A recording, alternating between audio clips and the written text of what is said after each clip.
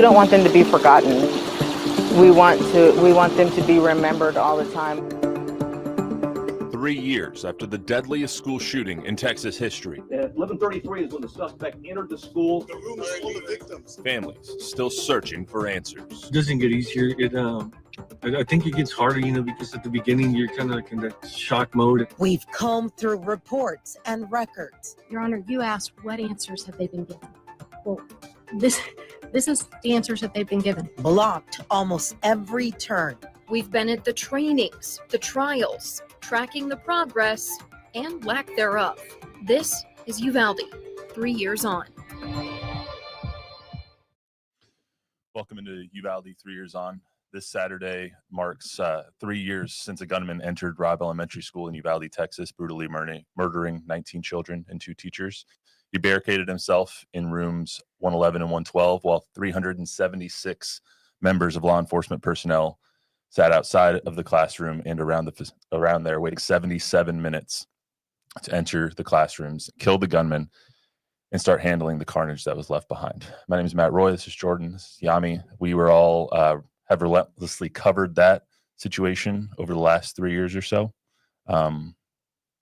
Today, we look to reflect back on what we've covered, what we've seen, what's changed so far in 3 years. But guys, what's going on?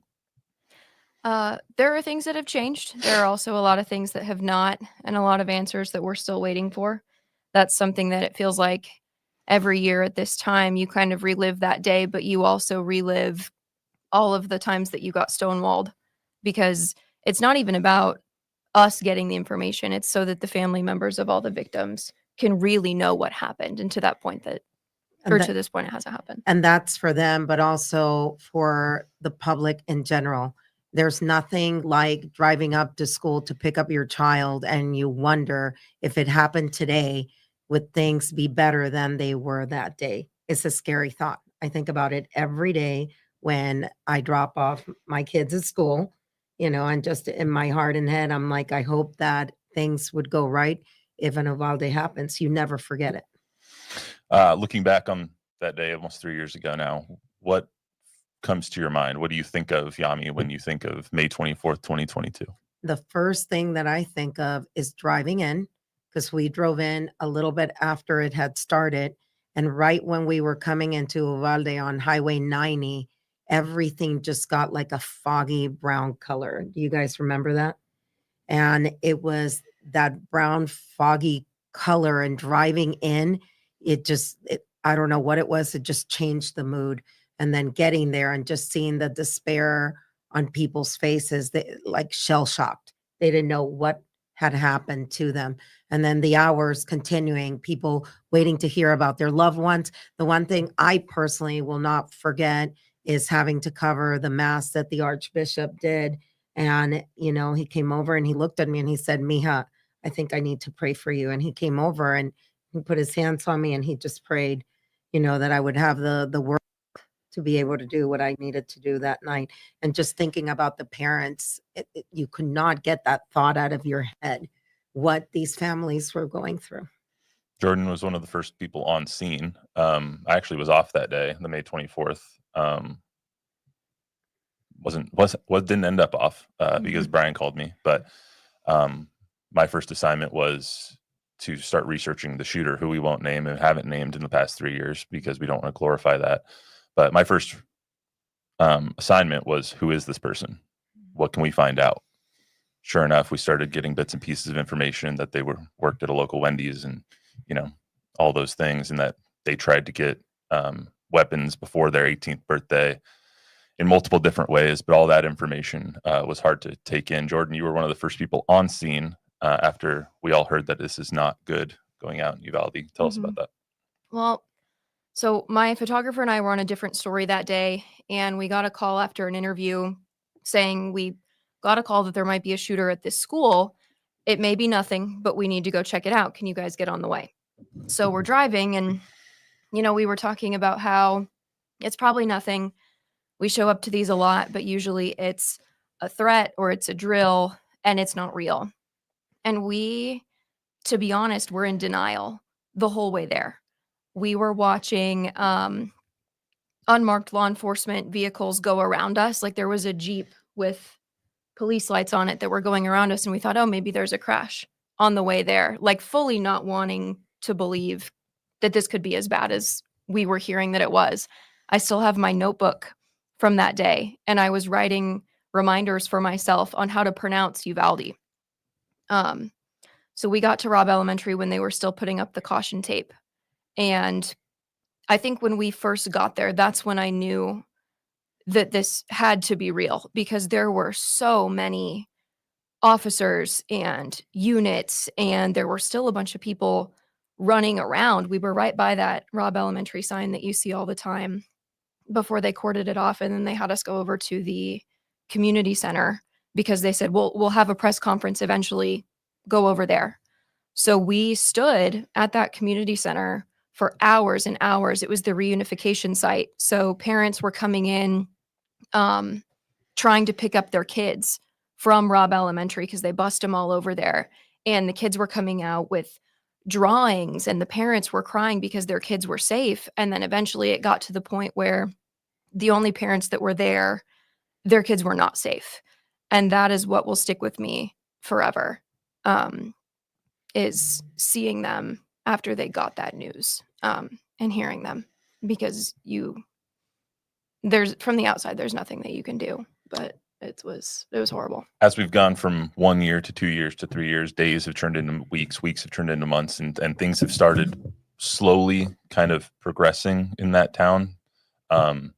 This is still Texas, so some things that the families want, they'll never end up getting because of, gun control. They want gun control. They want gun ages raised and whatnot. So some of those things that they'll never end up getting. But as in the months following the shooting, when all the murals started coming about and the crosses started being put at, and people from all over the world started coming to Uvalde, it started to hit me the scope of the scope of what happened. Mm-hmm. I think on the day of, and maybe a couple days afterwards, I don't think I understood it. And then as soon as the 21 crosses started going, and as soon as, Meghan Markle was making her way down to Uvalde to pay tribute, and like all those things start happening, you're like, wow, this is something that is going to change me as a journalist, as a person. And it has considerably. I think for me, she said something that resonated, which was no one wanted to believe this. We go through this so many times. That morning, like I usually do, before I come into work, I was actually getting my hair done. And that's when I got the call. And they were like, it was a source telling me it's not a game. You need to get out there. We got at least a few kids that have been shot and killed. And I said, are you sure? And they said, sure. I won't be able to call back for a bit. I called the station, and I still remember they were like, well, are you sure? Like, no one wanted to believe it. And then another call came in 5 minutes later. Yami, it's more than 10. You guys have to hurry. And at that point, I was like, wow, what? Okay, how are we going to cover this? What can we get out there? And it does change you as a journalist and the way you look at things. And I know people sometimes don't understand why we do the things we do, the way we do them.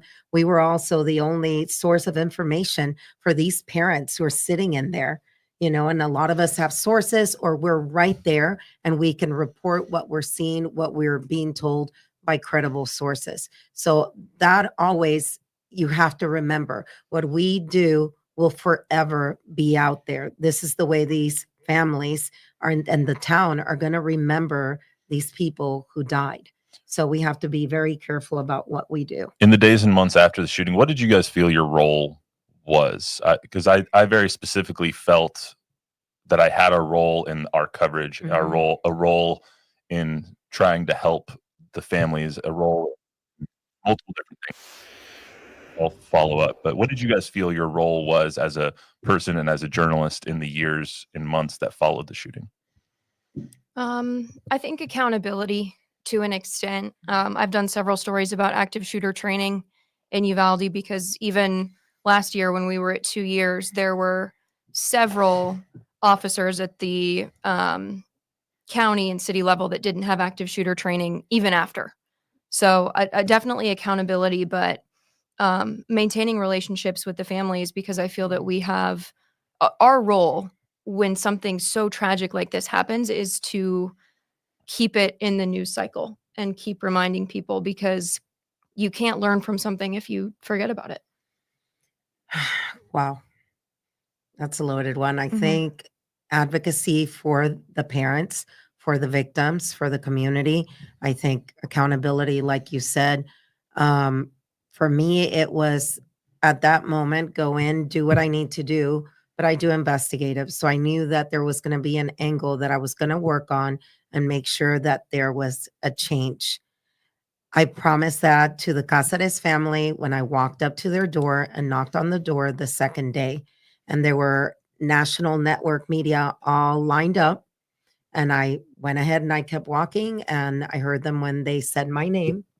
They recognized me, and they told whoever was closer to the entrance to let me in.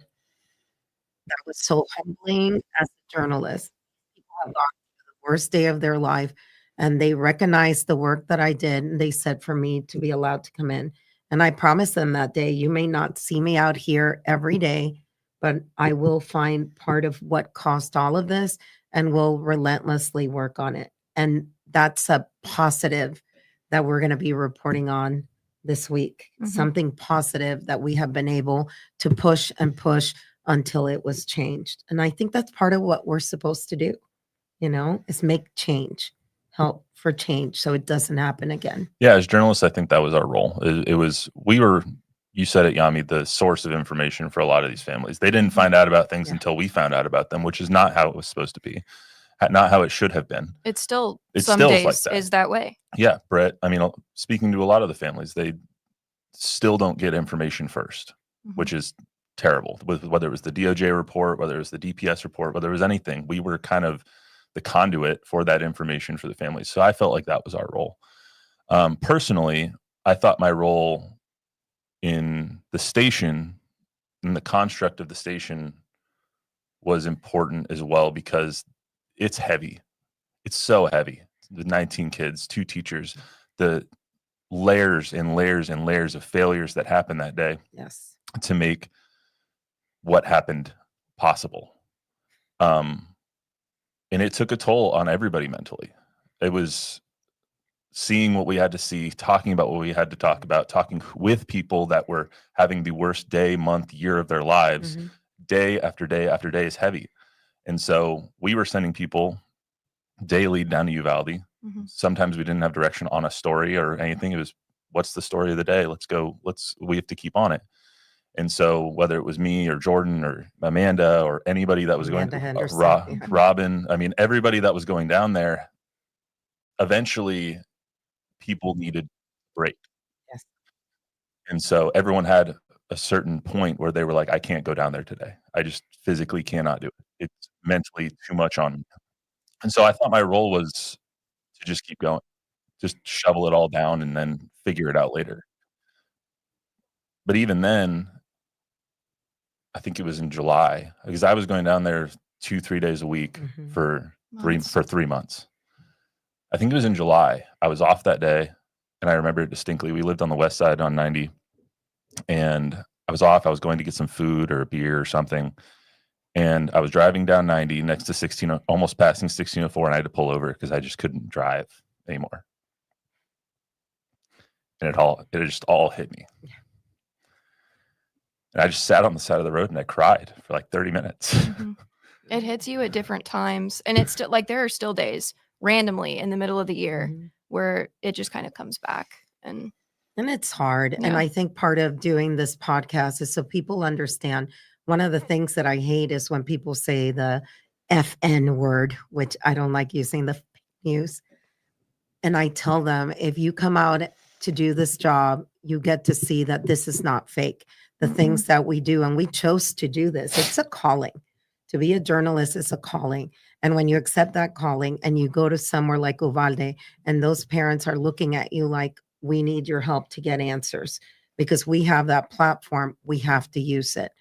I think for me personally, we were one of the 2 outlets that had unredacted videos from that day. It was CNN and us.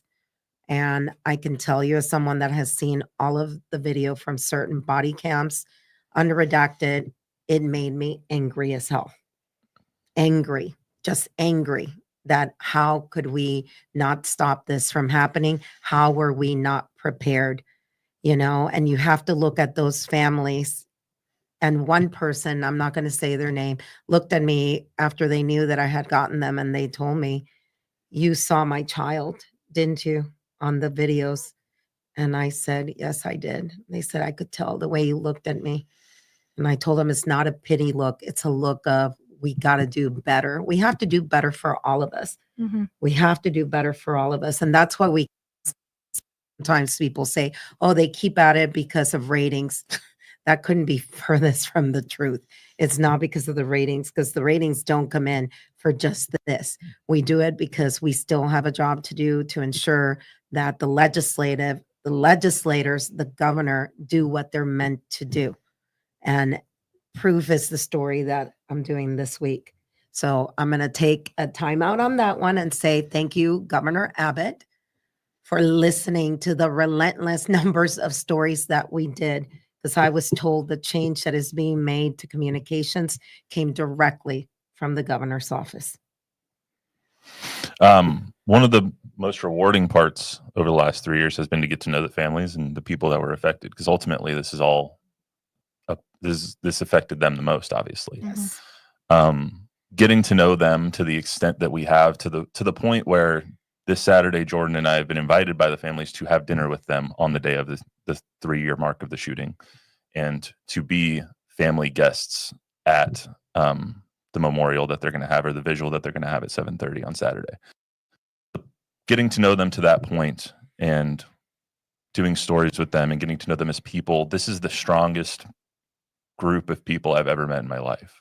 Like, some of them have chosen to go and be out front more and travel to DC and advocate more for gun control and all that stuff. Some have chosen to, you know, like Addie Ruiz has chosen to kind of take a step back, doesn't want to do interviews, just wants to mourn on her own and kind of move forward like that. Steve as well, LEG's dad, he's chosen to kind of take a back step and not stay in the media and not get his face out there, because that's just how he's processing the trauma. And it's all valid. Like, even if like the way that you're getting through it is just getting up every day and continuing on, like, that's when you've been through something like this, it's all valid. It's all an accomplishment. Yeah, I can't say enough about how strong every single one of them is, from Brett to Berlinda to Javier to everybody. I don't want to leave anybody out, but every single family has dealt with this in their own way, and it still hurts 3 years on, and it's going to continue to hurt. So I want to get to our first story here that we'll play. This is going to be a story that airs on Saturday on both News 4 and Fox SA, but I was able to speak to some of the families just about how they've processed the last 3 years and how they're continuing to process it. So let's listen to that first.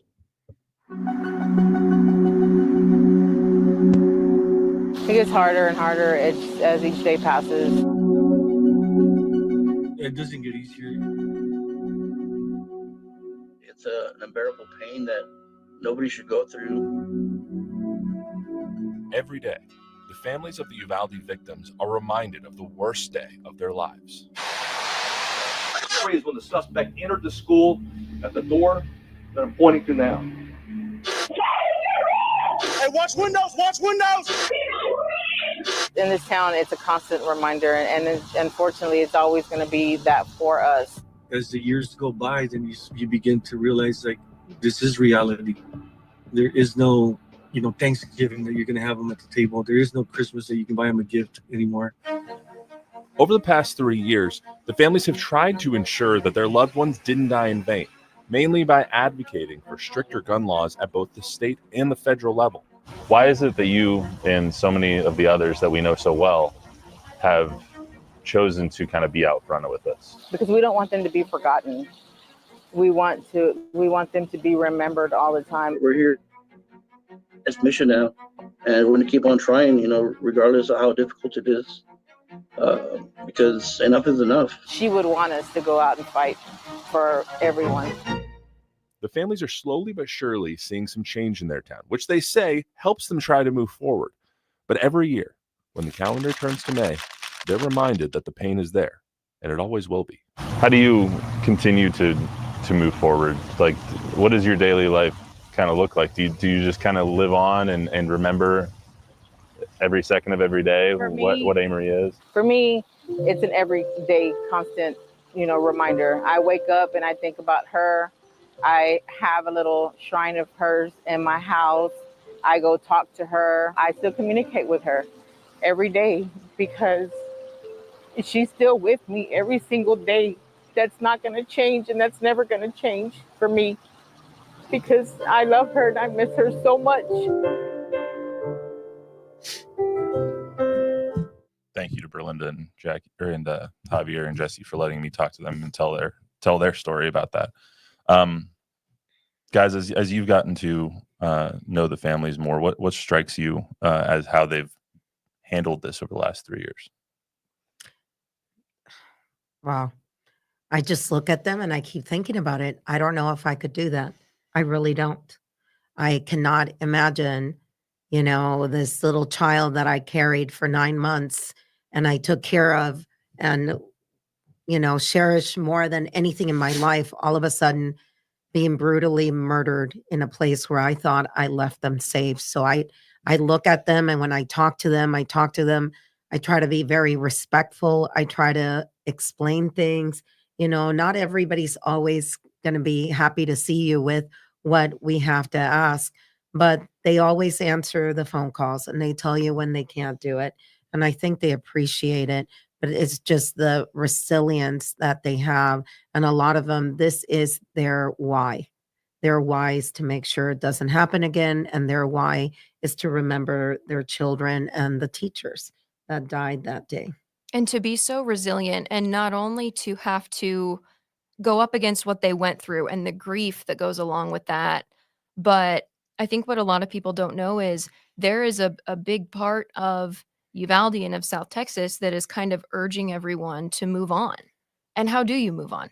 Especially their town. Yeah. Yes. And so to still be there and to still be fighting up against all of that, I have the utmost respect for all of them.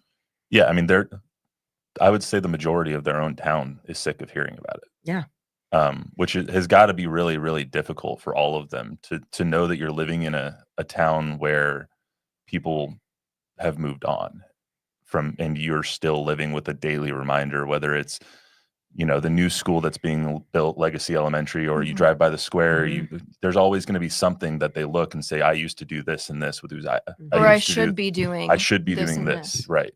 Like, it's just, I can't imagine that hurt, but also having to fight so hard in the one place where you would expect people to understand, and they just don't. No.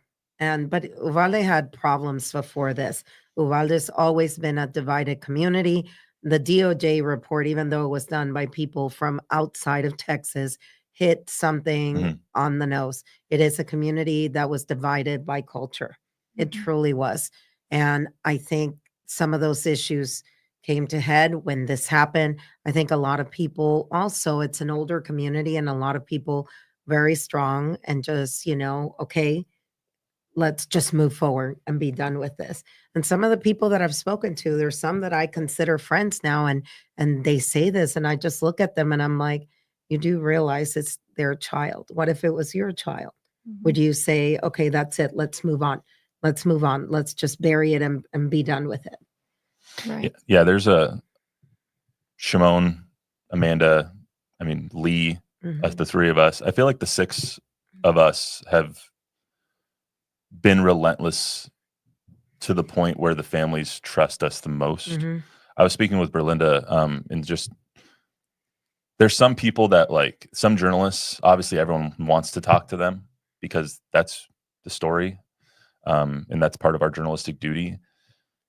But there's some that they've clicked with and some that they haven't. There's some that go in there and are respectful and do it the right way. And there's some that just go in there and are trying to hound dog them or bulldog them. And that's just not the way you handle these situations. So I've been very proud to work on a team that has, I think, done this the right way, between the three of us and with Amanda as well. And work with alongside people like Lee, who handled this the right way and now works at CNN, Shimon, who handled this the right way and works at CNN, except for them dropping that one thing, one report like 4 hours before we were supposed to. Yes. That was, yes. That was mean of them. Yeah. Well, But and that's the way it happens. But you're right. And they know when you go in, people know your reputation. They know what you're going to do. They know you're coming there and you're staying with this, because it's much more than a story.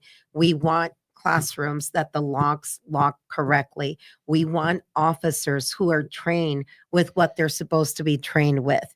If I give you a gun and a badge and I give you the right to take someone's life and their liberty, then you better damn well have every course that is required of you. And I think that's some of what the anger is, that all these things were not done. And now you come to the point of how can we make things better? And I think that's a lot of what we try to do as journalists, because even we have to fight some days and say, no, the story has to be done today on this because they're going to take a vote, or because this has to be done in a timely manner. I mean, there's so much more that goes to getting this out there and making sure it doesn't happen again. Right. Making sure that the money that people donated is being used correctly, making sure the families are getting the things that they've been promised. To this day, we haven't seen information or documents about what went wrong that day from the school district and from the sheriff's office. Just in the past year, we've gotten documents from the city of Uvalde and body cam and text messages and things like that. There are still answers out there 3 years later. And I do think looking at other shootings that have happened around the country, whether they acknowledge it or not, they did learn from this. Yes. And the way that they handled the aftermath and the preparation have changed because of Uvalde. You want to introduce your package? Sure. One of those things that still hasn't happened 3 years later is a permanent memorial for the students and teachers that are killed that day. In this upcoming story and in a lot of the video, you'll see the white crosses at the town square around the fountain and at Robb Elementary, but those have always been meant to be temporary. And then recently, there was vandalism at Robb Elementary where those crosses were toppled over. So we got to speak with some family members about the push to get something more permanent, where that's going to go, and how they feel about the fact that it has taken this long.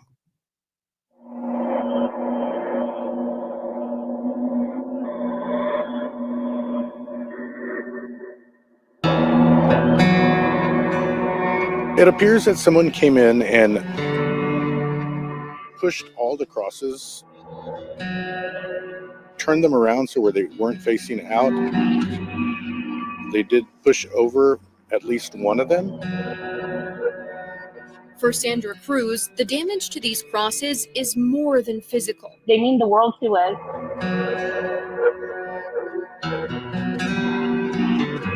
They represent our babies. She made a heartbreaking discovery in early May, the memorial for her daughter Ellie, her classmates, and her teachers. Twisted, toppled, and desecrated. There was broken glass and pebbles on the floors. I was like in disbelief. Another wound for families that are still healing. These crosses were meant to be temporary, but for some, temporary is no longer acceptable. Not 3 years after the shooting. They're not permanent memorials, and I think part of that solution is getting a permanent memorial. But that process has been slow moving. It's been 3 years. Why has it even taken this long when we were promised in the very beginning that they were going to knock this out? The city will work with the community representatives of the families. We could see that change in the coming months. In late April, officials finalized a settlement agreement between the city and the families. Today's agreement marks an important step forward in advancing community healing. A permanent memorial at the city plaza is part of that agreement, and state funding could soon be on the way. A line in the proposed budget sets aside $10 million to construct and maintain a memorial for the lives lost at Robb Elementary. My hope is over the course of the next several sessions, we can do some kind of state park there or state funded park that would memorialize the lives of these children. For some parents, though, it's about more than remembrance. It's about visibility. So that everybody has to see our children and remember this, because a lot of people want us to get over it. I want them to see it. I want them to remember.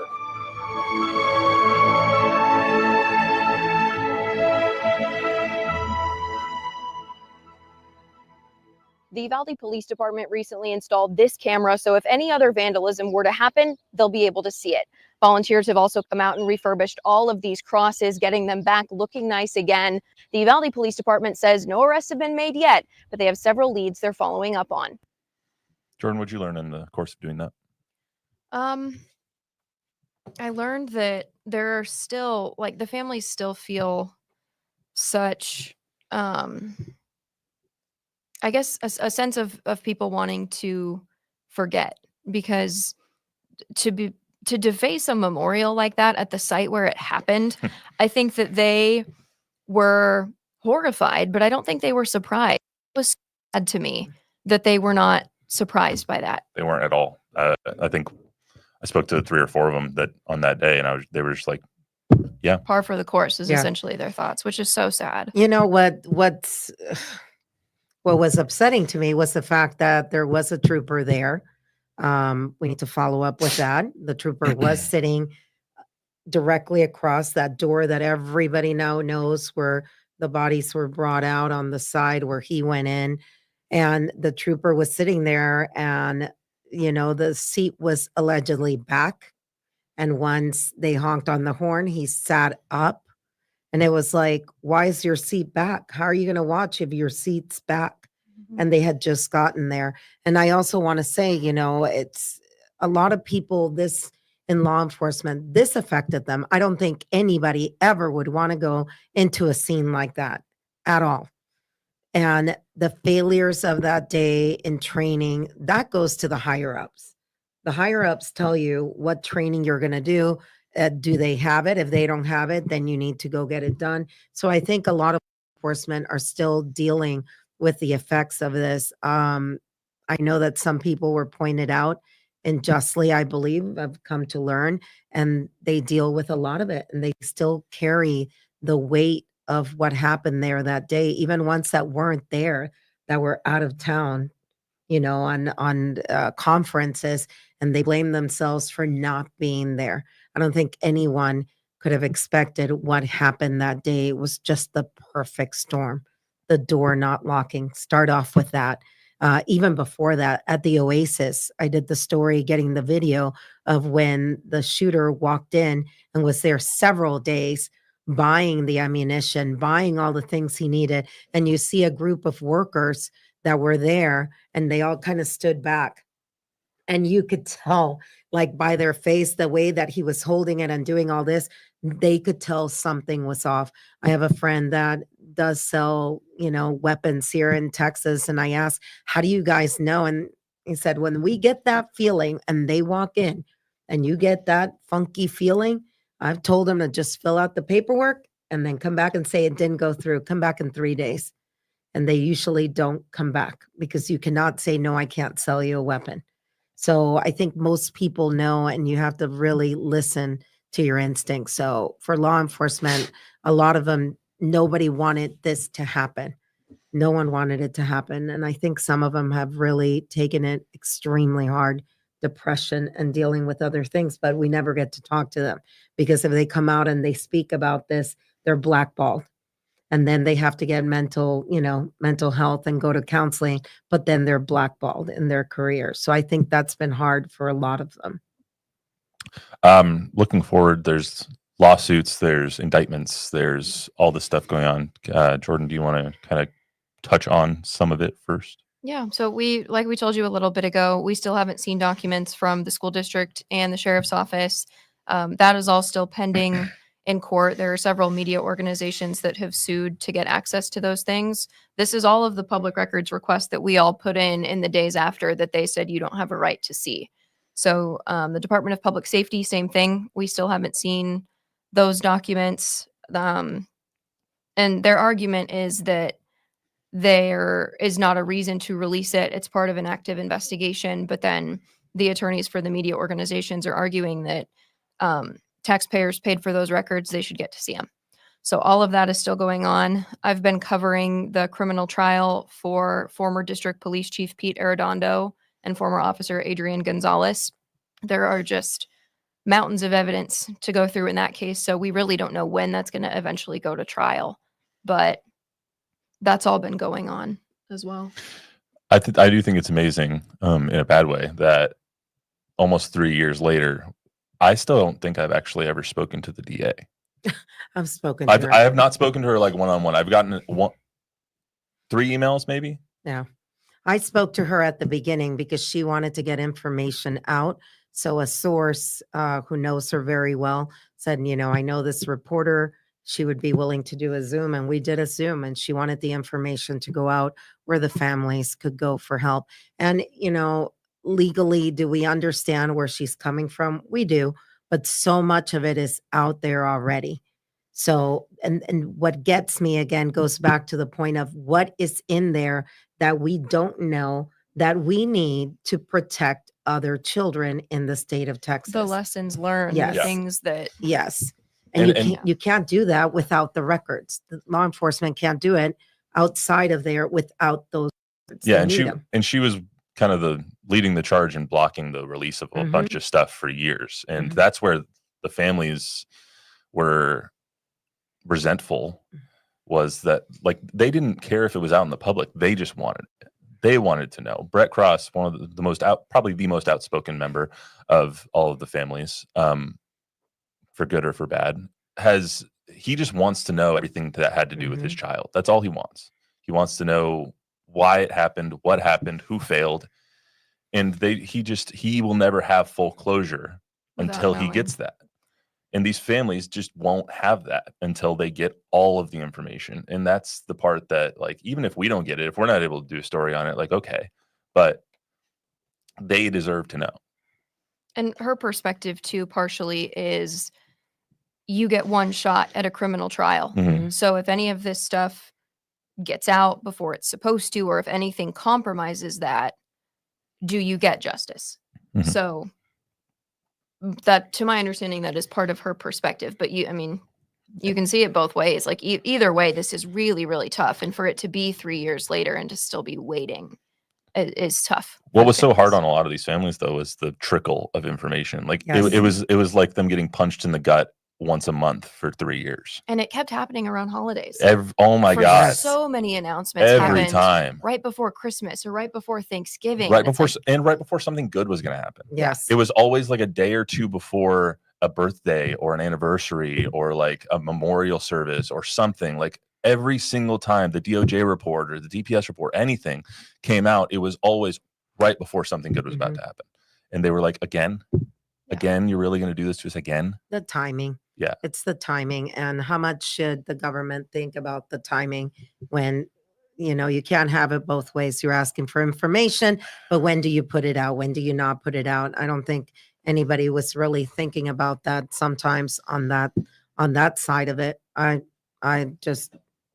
don't know. This to me could be a PhD thesis on what not to do, for PR. This was a nightmare, the way they've trickled it. And other agencies have learned, like the Covenant school shooting in Nashville. They were out with everything immediately. They handled that well. Learning from this. Yeah. Before we get to our last thing, which is the murals on the way out, just floor is your guys' closing thoughts on where we are now, where we were, what has changed you in this. Anything you'd like to say? Well, I'm going to say, I've been doing this for 20 some years, and the amount of dedication, both of you, Amanda Henderson, Robin, who's no longer here, the amount of dedication that you guys put to this, because you're rookies. You were rookies 3 years ago. You were still rookies, but man, you guys, I'm proud to work with you. And I know it's been a lot. I wish I could tell you that someday you just won't cry over it. You won't cry for these families. It never stops. It never stops because it's your humanity, and we should never lose that. As a journalist, our job is to listen to everyone. I am glad, though, personally, I can say thanks to the people in Uvalde like Forrest Anderson, who deals with the communications. The story on Saturday is going to talk about that, the change now. You know, when you saw them talking, one would come to the door to get information. It was like playing telephone. You know, literally, that's how they were getting their information or not getting it at all. The chief of police from Uvalde was in New York City recently and was able to radio down to dispatch in Uvalde with the brand new radios they received, thanks to the governor who finally did what he should have done in 2015 when we first knew that there were issues. So what we do does matter. And to the families, I mean, not a day that I don't think about you when I drop my children off. Think about that too. 3 years ago, Pete Arredondo knowingly left his radio in his patrol car. Yeah. Knowing that it wouldn't work in the hallway of that room or of that building. Insane. Like, and now that's happening. Yeah. So, And I think that's another example. We, even from the first day that we were out there, that was the mentality that we were using is all the networks are here right now. Everybody's here right now, but we will be there after they leave. And I think that we have followed through on that and we will continue to follow through on that. And I think, I mean, speaking for myself, I don't want to speak for you guys, but I am a different person. you're my wife. You can speak for me. We are different people than before that day. So it's taught us a lot. Yeah. I think when you're in journalism school, you go through law classes, you go through ethics classes, and they try and prep you for the right way to handle these situations. Nothing can prepare you for handling one of these situations. I don't think there's definitely a wrong way to do it, but I don't know if there's a template that can be the right way to handle one of these things. Like in journalism school, you're taught, like, if you go to coffee with a source, don't let them buy you coffee and you don't buy theirs because you don't want to have any error of bias or anything like that. This is just so much different. It's so much bigger. It's so much bigger than that. And so I think what I've learned is that you can never lose your humanity or your emotion when you're telling these stories, even no matter how hard it is. Because it's freaking hard, but that's what makes good journalists, is knowing that you're doing this for a reason, that you're doing it for the greater good, that you're doing it for the families that deserve the answers, that you're just doing it to make change. And so I echo Yami's thoughts. I'm very proud to work on a team where I think we handled it the right way. Yeah, and this was also to, you know, peel the onion a little so people can see why we do things the way that we do them and cover it the way we do. And also the people behind the scenes. Those packages were done by Paul Sanchez, who was out there from day one. And he's my partner now. I work with him. People like Javier, who's sitting next to us, and Bob, who's sitting over there, and Kelly, who works production. Well, in the countless people that went out there, Carry On and Colton and Zach, who was out there, like everybody who went out to see Simone, who was field anchoring from out there, Ryan, like everybody on the team that contributed to all of that effort has done a phenomenal job.